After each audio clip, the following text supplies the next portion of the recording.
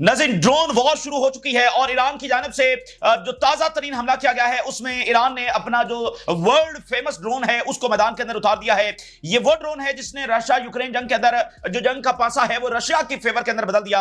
इस जंग के दौरान ईरान के इस ड्रोन का बहुत बड़ा किरदार रहा है और फिर ईरान और रशिया ने कोलैबोरेशन के साथ जो इस ड्रोन की फैक्ट्रीज है वो रशिया के अंदर भी लगाई हैं, जहां पर ये ड्रोन जो है वो प्रोड्यूस हो रहे हैं। यानी रशिया को ये ड्रोन इतने ज्यादा इफेक्टिव उनके लिए साबित हुए हैं और इस जंग का जो पासा पलटने में इन ड्रोन्स का बड़ा किरदार है। इन ड्रोन्स का नाम है शहीद ड्रोन्स। ये पहली बार ईरान की जानिब से इस्तेमाल किए गए हैं और इन्होंने बड़ी एक्यूरेसी के साथ अपने टारगेट्स को जाकर हिट किया है और ये बहुत ज्यादा लीथल हैं और जो हसास तरीन मिलिट्री साइट्स हैं, सेंसिटिव स्ट्रेटेजिक साइट्स हैं, उनको निशाना बनाने की ये सलाहियत रखते हैं। और आज इस हमले के जरिए वो साइट जब हिट की गई है, 18वीं लहर जो है वो फायर की जा चुकी है। 18वीं लहर इस वक्त ईरान की जानिब से इन रिस्पॉन्स जो उसके ऊपर जंग मुसल्लत की गई है उसका जवाब उन्होंने दिया है, जिसमें ये शहीद ड्रोन्स भी पहली बार इस्तेमाल हुए हैं और कुछ दिगर जो मिसाइल हैं वो भी उन्होंने इसके अंदर जब इस्तेमाल किए हैं। और इन ड्रोन्स की नाज़रीन खासियत यह है कि इनको सैकड़ों में फायर करने की जरूरत नहीं है। यानी एक तो वो ड्रोन्स होते हैं ना जिनको फायर ही इसलिए किया जाता है कि वो एयर डिफेंस को ओवरवेल्म कर सके। तो ये जैसे हाइपरसोनिक मिसाइल होते हैं ना जो आप सैकड़ों में फायर नहीं करते हैं बल्कि वो 2, 4, 10, 12 अगर फायर होते हैं तो वो बहुत बड़ी बात होती है। तो इसी तरह ये शहीद ड्रोन जो है ये भी कोई सैकड़ों की तादाद में फायर नहीं होते। इनमें ये सलाहियत है कि अगर ये सिर्फ एक ड्रोन भी फायर किया जाए तो फिर ये जाकर हिट कर सकता है। तो इस वक्त अगर आप देखें तो सारी जंग क्या जारी है, सारी जंग का फैसला किस बात के ऊपर होना है? सारी जंग का फैसला इस बात के ऊपर होना है कि कौन कितना नुकसान बर्दाश्त कर सकता है और उससे बढ़कर के ईरान कितनी देर तक मिसाइल फायर कर सकता है। ये इस जंग का फैसला इस बात के ऊपर होना है। और अमेरिका जो अभी तक वेट कर रहा है वो किस चीज का वेट कर रहा है? वो इस चीज का वेट कर रहा है कि वो देखना चाहता है कि ईरान में कितनी सलाहियत है कि वो कितनी देर तक मिसाइल फायर कर सकता है। यानी कि वो ये चाहता है कि अमेरिका तब हमला करे, अमेरिका ये चाहता है, ट्रंप ये चाहता है कि जब ईरान बहुत हद तक कमजोर हो चुका हो, उसके पास जो मिसाइल फायरिंग कैपेबिलिटी है वो सिर्फ 10-20% बची हो ताकि वो अमेरिका के ऊपर को बड़ा हमला ना कर सके और उसका जो मिसाइल पावर है वो या तो डिप्लीट हो चुकी हो या फिर इजराइल जब उस पर हमले कर करके उसको डिस्ट्रॉय कर चुका हो। तो ये सारी बात इस बात के ऊपर खड़ी हुई है क्योंकि अमेरिका को पता है कि अगर ईरान में ये सलाहियत रही कि वो कई हफ्तों और महीनों तक अमेरिका के ऊपर मिसाइल फायर करते रहे तो फिर तो मसला बड़ा खराब हो जाएगा।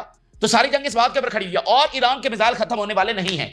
ये इंतहाई इग्नोरेंट ये मुजाहरा कर रहे हैं और ये मिस कैलकुलेशन कर रहे हैं। ये ईरान के बाद अब ये बात वहां पर बड़ी स्टैब्लिश हो रही है नाज़रीन वाशिंगटन के अंदर और अमेरिका के अंदर कि ये ट्रंप इंतजामिया है और इसके जो एडवाइजर्स हैं जो इसको पुश कर रहे हैं जंग के लिए, इनको कख पता नहीं है ईरान का। ये इन्होंने इंतहाई मिस कैलकुलेशन किया और उसका जो बहुत बड़ा सबूत जिसके बाद अमेरिकन है वो अपने सर पकड़ कर बैठ गए हैं। देखो ना, सारी चीजें मैटर करती है कि आप जिसे लड़ने जा रहे हैं आप उसको कितना जानते हैं। ये कितने, यही तुम वॉर में क्या चीज, आप जिसे लड़ने जा रहे हैं आप उसको कितना जानते हैं। तो यहां पर ट्रंप साहब ने जो फैसला किया है ईरान पर हमला करने का, जो कोई अमेरिकी सदर नहीं कर सका, जो बुश जैसा सदर नहीं कर सका, जो ओबामा जैसा सदर नहीं कर सकता, जो बाइडेन जैसा सदर नहीं कर सका, जिसने गजा में जेनोसाइड और उस पर उसने कुछ नहीं किया, लेकिन ईरान पर वो हमला नहीं कर सका।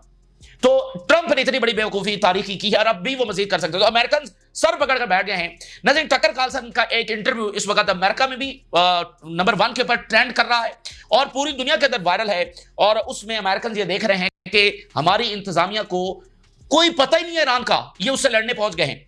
और टेड क्रूज जो है ये एक अमेरिकन सेनेटर है और वही एपेक वाला और इजरायली लॉबी वाला और जंगों का हामी और इजराइल को बस बचाना है, रिलीजियस पर्सपेक्टिव भी उस अंदाज, यानी प्योर वो जैसे इनकी लॉबिंग वहां पर काम करती है। दो सेनेटर को जो है वो टकर कार्लसन ने बुलाया और उससे पूछा कि तुम ये हिमायत कर रहे हो कि रिजीम चेंज होना चाहिए ईरान में, तो तुम्हें पता है ईरान की पॉपुलेशन, तुम ईरान के बारे में क्या जानते हो, ईरान की पॉपुलेशन कितनी है मुझे जरा बताओ।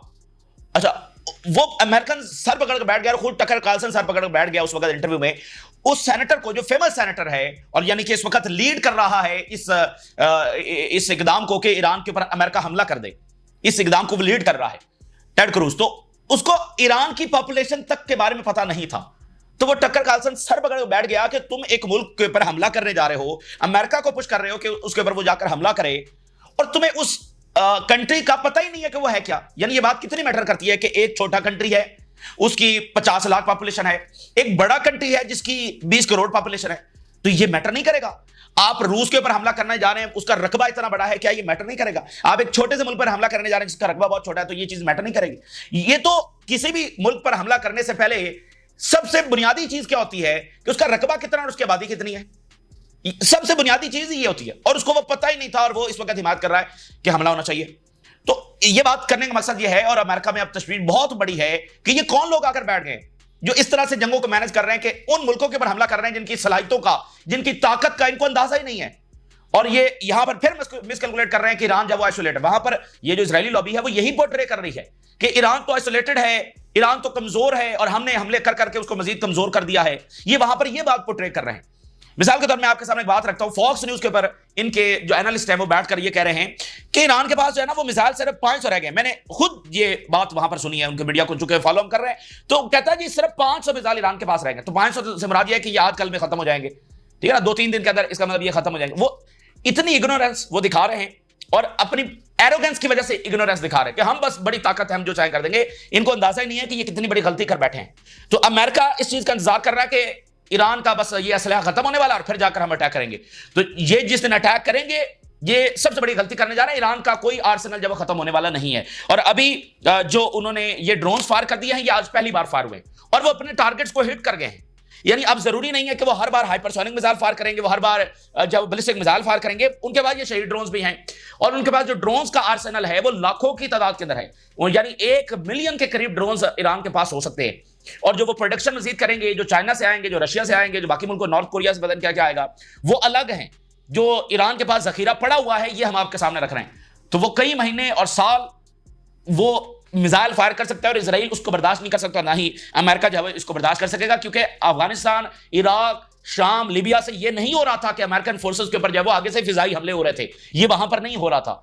इसलिए जंग जो बिल्कुल मुख्तलिफ है, लेकिन ये इसको भी अफगानिस्तान समझ रहे हैं, इसको भी इराक समझ रहे हैं और इन्होंने दरमियान में जब वो फिरका वाराना फसादात की भी कोशिश की है, ठीक है ना, तो वो भी इनका प्रोजेक्ट जब फेल हुआ है। अब यहां पर कैजुअलिटीज मैसिव लेवल की हुई है। तल अवीव जो है वो धुएं की लपेट के अंदर है, धुआं ही धुआं जो है वो तल अवीव से उठ रहा है और शहर का मेजर हिस्सा तबाह हो चुका है और मजीद जब तबाह होता चला जा रहा है। फिर अब हाइफा, चूंकि वहां पर शिपिंग कंपनी जो है वो अपनी सप्लाई बंद कर रही हैं, तो इनके पास जो है वो जो मुतबादल बंदरगाह है वो अशदोद की है। तो अब अशदोद के ऊपर भी ईरान की जानिब से हमले शुरू कर दिए, यानी इजराइल की जो बैकअप के ऊपर बंदरगाह है, देखिए इलाद तो बंद हो गई, उधर मेडिटेरियन सी के ऊपर 2 ही बड़ी बंदरगाहें हैं, हाइफा सबसे बड़ी, उसके बाद अशदोद, ये उन्होंने बैकअप के ऊपर रखी हुई, उसके ऊपर भी हमले ईरान की जानिब से जो शुरू हो चुके हैं। तो इनको बड़े मेजर क्राइसिस आगे आने वाले हैं। इनकी जितनी भी कैलकुलेशन ईरान के हवाले से थी, इनकी एक कैलकुलेशन ये भी थी कि हम हमला करेंगे और लोग वहां पर ईरानी गवर्नमेंट के खिलाफ निकलेंगे। ये भी इनकी इग्नोरेंस थी रजीम चेंज के हवाले से। कल जो नमाज जुमा की जो नमाज वहां पर अदा हुई है उसने इनको हिला के रख दिया है। वहां पर इतनी बड़ी तादाद के अंदर ईरानियंस निकले हैं और अपनी गवर्नमेंट के साथ खड़े होने का ऐलान किया है। बस सड़कों पर और गलियों में और बहुत बड़ी जो नमाज है उसका एहतमाम किया गया है। और ये कितना फुलिश है ये सोचना, ये कितना फुलिश है कि एक मुल्क जिसकी एक तारीख है, किसी भी मुल्क पर हमला हो तो उसके लोग उसकी गवर्नमेंट को उठाकर नहीं फेंकते, बल्कि वो उसके साथ खड़े हो जाते हैं, वो जितनी मर्जी अनपॉपुलर हो। ये तो ईरान की गवर्नमेंट है जहां पर अभी इलेक्शन हुए हैं और बड़ी भरपूर सपोर्ट के साथ मौजूदा सदर को लाया गया है। हालांकि ये जो सदर हैं ये सबसे नीचे वाले नंबरों पर थे, लेकिन इनको अवाम ने इलेक्ट किया और वो सदर बन गए। यानी उसको एस्टेब्लिशमेंट ने या सिस्टम ने उसको अपोज नहीं किया, इनको रिफॉर्मिस्ट के तौर पर जब लिखा। इवन जिस दिन इलेक्शन हुआ है और ये जीते हैं तो वेस्टर्न मीडिया ने कहा कि वहां पर एक रिफॉर्मिस्ट आ गया, और जिस दिन उसका हलफ होना था इजराइल ने उस दिन इस्माइल हानी को शहीद किया। सिर्फ वो पहले दिन से ईरान को क्राइसिस के अंदर जब रखना चाह रहे हैं। तो ये जो जंग इन्होंने छेड़ी है ये आज बिल्कुल इनको उल्टी पड़ रही है और ये जो मजीद गलतियां करने जा रहे हैं ये समझे बगैर कि ईरान की सलाहियत क्या है, वो क्या ताकत रखता है, अपनी सिर्फ बदमाशी में जो मजीद ये फैसले करने जा रहे हैं और जो अमेरिका हमला करने जा रहा है ये इनको बहुत महंगा पड़ने वाला है। और डैमोना जो न्यूक्लियर फैसिलिटी है उसके ऊपर ईरान ने एक बार फिर इवैक्यूएशन ऑर्डर्स जारी किए हैं, क्योंकि इजराइल जो है वो मुसलसल वहां पर ईरान की न्यूक्लियर फैसिलिटीज के ऊपर हमले कर रहा है और ईरान ने अभी तक ये इनकी न्यूक्लियर फैसिलिटीज के ऊपर हमला नहीं किया है। ईरान दुनिया को दिखा रहा है कि हम हमारे पास जंग मुसलत हुई है, उसके बावजूद हम रिस्ट्रेन कर रहे हैं, क्योंकि जो न्यूक्लियर का मामला है वो सबके लिए तबाहकुन है। अब ईरान के अंदर ये मुसलसल ये खतरा है कि ये जो बार बार अटैक्स कर रहे हैं वहां से रेडिएशन जो है वो लीक हो सकती है। अब ये कितनी खतरनाक बात होगी, हमसायों के लिए कितनी खतरनाक बात होगी, तमाम नेबर कंट्रीज के लिए कितनी खतरनाक बात होगी, ईरानियंस के लिए तो रेडिएशन वहां से लीक हो सकती है। ये दुनिया का ये मतलब सबसे बड़ा क्राइम है। ये अलाउ ही नहीं है कि किसी न्यूक्लियर फैसिलिटीज को निशाना बनाया जाए, लेकिन बहरहाल इजराइल जो है वो बना रहा है। इसलिए तो अब वो डैमोना को कह रहे हैं, इससे पहले ईरान ने इनके मीडिया ऑफिस को कहा कि निकल जाएं, तो 2-3 दिन उन्होंने अटैक नहीं किया, कल उन्होंने अटैक कर दिया। तो ये अगर ये हमले जारी रखेंगे तो इनकी जो डैमोना न्यूक्लियर फैसिलिटी है वो ईरान के निशाने के ऊपर है। तो मैं हेडलाइंस आपके सामने रखने जा रहा हूं। बहुत बड़े हमले इस वक्त जो हुए हैं और आगे पीछे धमाके और कैजुअलिटीज और सैटेलाइट जो है वो एक बार फिर बिल्डिंग्स के अंदर ट्रैप हुए हैं। Wave 18 of operation true promise 3 launched, target तल Aviv. Iran's IRGC launches 18th wave of operation True Promise 3 targeting central Tel Aviv। और IRGC बता रहा है कि हमने हैवी बैराज ऑफ शहीद 136 सुसाइड एंड अटैक ड्रोन जब ये फायर किया, हैवी बराज हमने फायर किया है, in addition to the Persian missiles. ये एक ज्वाइंट अटैक किया गया है, पर्सियन मिसाइल्स और शहीद 136 ड्रोन जो है उन्होंने ये अटैक्स किए हैं। The 18th wave of operation true promise 3 was directed, इसका फोकस क्या था? Military targets, operational support centres of the occupation army, ठीक है ना, यानी जहां जहां से जो ऑपरेशंस हो रहे हैं उनको, यानी जो जो इनके सेंटर्स हैं जहां से उनको ऑपरेट किया जा रहा है उसको हमने, यानी वो इनके पूरे ढांचे को जब हिट कर रहे हैं। इसके अलावा large barrage of drones and missiles destroy all pre determined targets, जो भी हमने टारगेट सेट किए थे वो तमाम के तमाम जब वो डिस्ट्रॉय हुए हैं। Wave of Iranian missiles was directed eight central तल अवीव, तल अवीव का जो बिल्कुल सेंट्रल एरिया है, सबसे हसास, सबसे सिक्योर तरीन, उसको हिट किया गया है। Columns of smoke were seen, loud explosions were heard particularly around Tel Aviv amid reports that a missile had struck a building in Holon south of Tel Aviv। अच्छा, अब वो कह रहे हैं कि जो धुएं हैं, कॉलम्स ऑफ स्मोक, आप कह रहे हैं कि धुएं के जो बादल हैं वो तल अवीव से उठते हुए नजर आ रहे हैं। तेहरान की बात नहीं कर रहे, तल अवीव की बात कर रहे हैं। तल अवीव से धुएं के जो बादल हैं वो उड़ते, और इसमें बार बार वो बात कि ऐसा नहीं है कि ईरान की कोई कैपेबिलिटी नहीं थी और अचानक से उसने शो करना शुरू कर दिया। ईरान को इन्होंने पोर्ट्रे किया था कि वो कमजोर है, ठीक है, ईरान को इन्होंने कमजोर समझा, वो कमजोर था नहीं।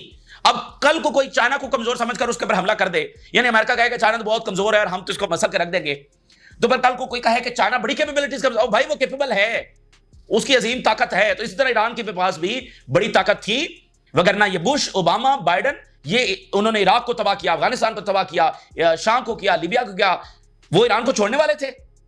तो उसकी वजह से बुनियादी तौर पर यह थी कि ये सबसे बड़ा फूलिश। कल बिल क्लिंटन ने क्या बात की, उसने कहा होश के नाखुन लो, तुम क्या यानी ये ऐसे ही है कि अगर चाइना के ऊपर हमला कर दिया जाए तो फिर क्या हम सुपर पावर हैं, हम चाइना के ऊपर भी हमला कर सकते हैं, तो ऐसे नहीं चलता ये दुनिया। अच्छा, ये जो होलोन के ऊपर अटैक किया गया है ये बड़ा इंपॉर्टेंट है। जो ये तल अवीव का एरिया है उसके साउथ के अंदर, ये होलोन की अहमियत बहुत ज्यादा है। ये डीप इनसाइड उन्होंने अटैक किया और यहां पर उनकी मोस्ट सेंसिटिव साइट्स हैं। जैसे कल टेक्नोलॉजी पार्क को निशाना उन्होंने बनाया तो बड़ी सेंसिटिव साइट्स वहां पर थी, तो होलोन पर बड़ी सेंसिटिव साइट्स हैं। सेवरल वाइटल साइट्स वो कह रहे हैं यहां पर हैं, और इसमें फैक्ट्रीज है, असलिया की फैक्ट्रीज वहां पर हैं, वेयर हाउसेज हैं जहां पर इनका असलिया स्टोर है, और इसराइल के जो एरोस्पेस इंडस्ट्रीज हैं, एरोस्पेस इंडस्ट्रीज वो यहां पर हैं, और डिफेंस रिलेटेड जो रिसर्च फैसिलिटीज हैं वो यहां पर हैं, और यहां पर उन्होंने रिस्ट्रिक्टेड सिक्योरिटी जोन बनाया हुआ है, यहां पर ये सारी हैं। इसके अलावा की कमांड सेंटर्स हैं, यानी कि जंग हो रही है ना, ड्रोन्स आ रहे हैं और एक पूरा कमांड सेंटर जो आपका होता है, तो वो की कमांड सेंटर जो है वो यहां पर है, और जिसमें फील्ड पुलिस हेडक्वार्टर भी उनका यहां पर है, और technology control centre responsible for managing infrastructure across the greater तल अवीव एरिया।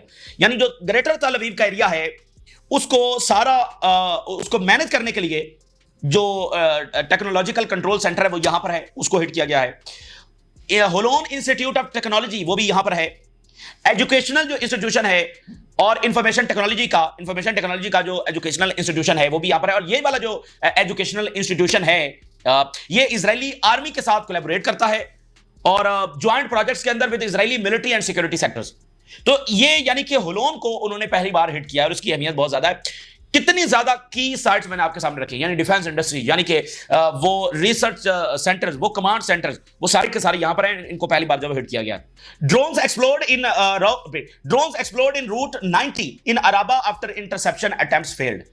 ये शहीद ड्रोन सारे के सारे जाकर टकराए, और आपको पता है ये कितने फायर हुए हैं? ओनली 10, सिर्फ 10 शहीद ड्रोन उन्होंने फायर किए हैं, और वो इतनी की साइट्स के ऊपर जाकर टकराए, और ड्रोन घूमते रहे ऊपर, और इनके पास टाइम था, इनको नजर आ रहे हैं कि ड्रोन डिटेक्ट हो गए हैं, ऊपर घूम रहे हैं, लेकिन फिर भी इसको इंटरसेप्ट नहीं कर सके।